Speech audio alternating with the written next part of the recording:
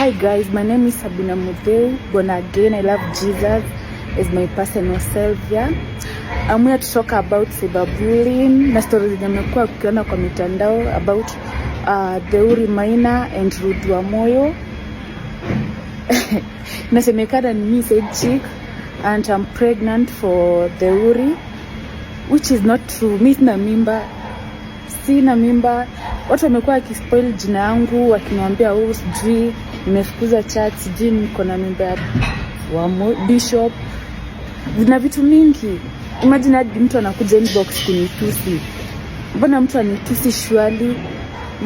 Imagine ningekuwa ni mtoto wako anaambiwa hivyo.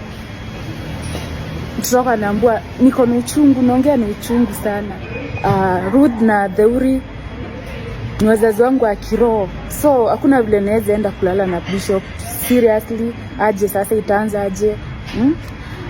Wewe hapo unaharibu jina ya watumishi wa Mungu. Kuna siku yako itafika tu hata uharibiwe. Imagine mtoto wako akiambiwa hivyo, mmenibull, mmeniita majina, hakuna kitu sijaambiwa.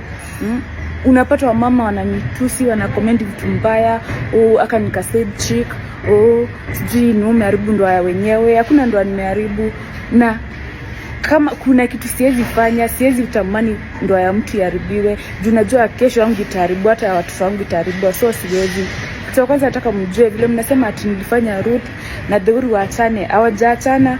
Sijui mbona mnasema wao waliachana, sijui nini. Story mingi mnaleta, imagine kitu haiko. Mimi sina mimba, aki mmenibull.